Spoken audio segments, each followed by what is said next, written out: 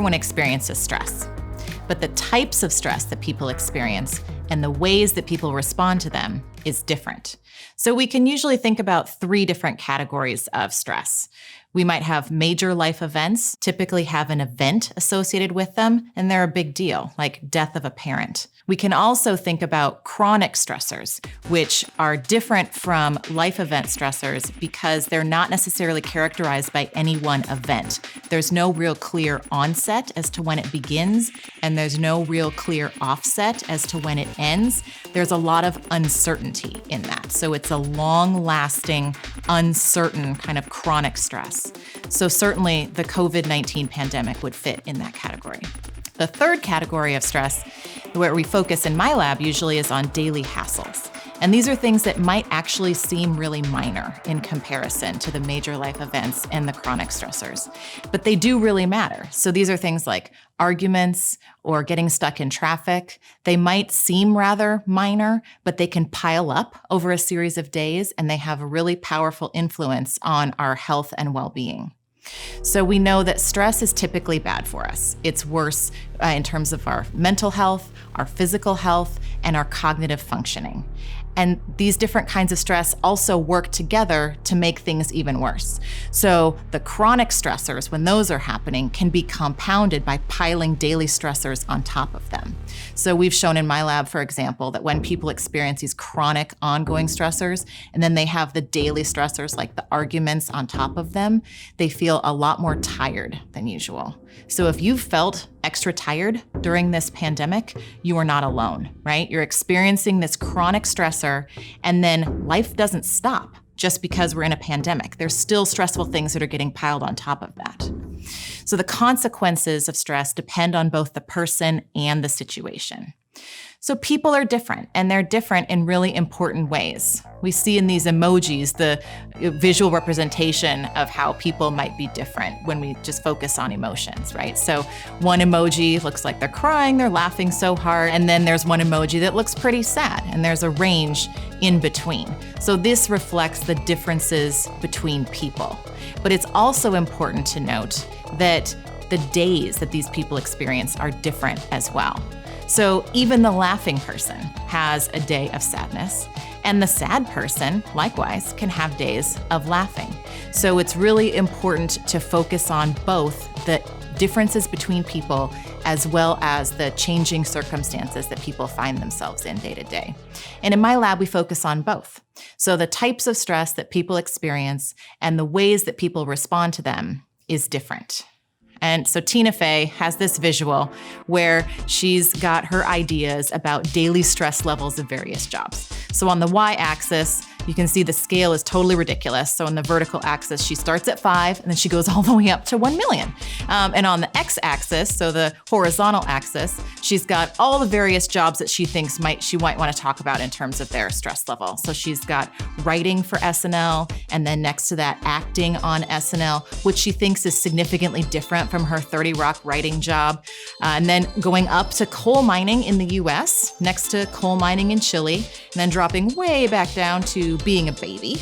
Next to that, business guys who do stuff with money. I really don't know.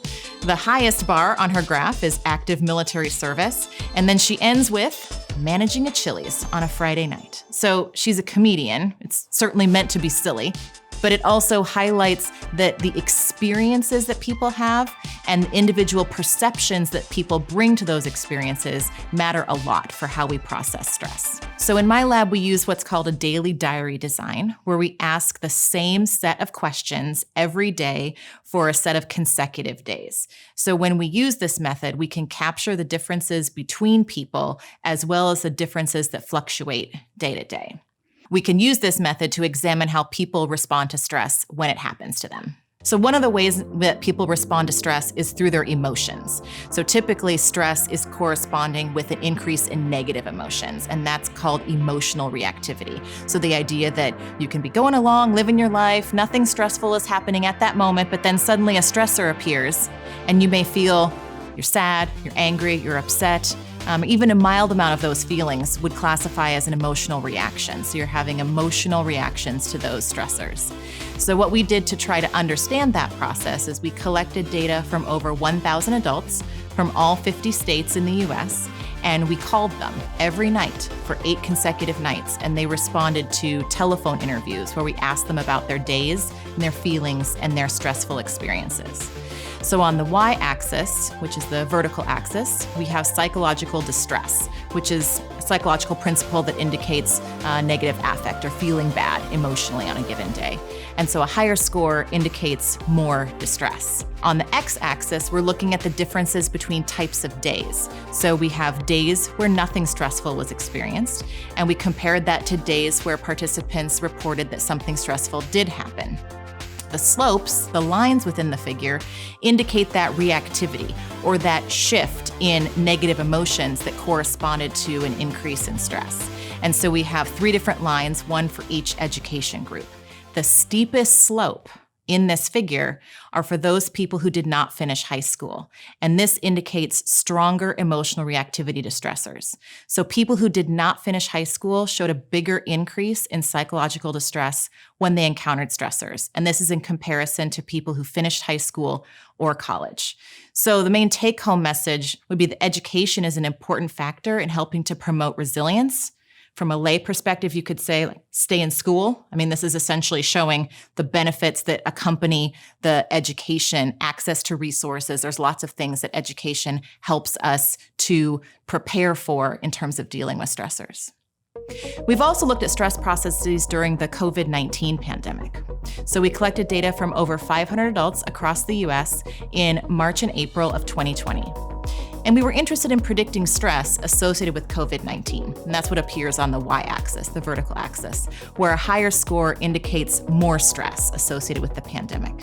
The x-axis, the horizontal axis, represents differences between people in their anxiety about COVID-19. So the slopes or the lines inside the figure represent these age differences in the relationship between anxiety and stress. So the steepest line here is actually for the older adults. So older adults had a stronger link between their anxiety about the pandemic and their stress about the pandemic. Whereas younger adults, their slope was less steep, indicating some resilience. So of course, not all younger adults are the same, and not all older adults are the same, but there are important things to understand about individuals and their circumstances and how we try to figure out ways to promote resilience. So in my lab, we're also interested in proactive coping, this idea that you can actually try to cope with something before it's happened. It's very much future-oriented, like you're thinking in your environment, what am I going to encounter possibly? How can I take steps to try to avoid the stressor completely, or maybe make the effects of it not as bad when it happens? So people who are able to do high amounts of proactive coping tend to have less stress in their lives. But nobody is perfect. We're all going to experience stress at some point. And so when stress does crop up, trying to stay mindful, this idea of mindfulness, like staying focused in the present moment, trying to just forget about the past, don't worry about the future, just stay centered right here, focused in the moment, that really helps to avoid the negative emotional consequences of stress.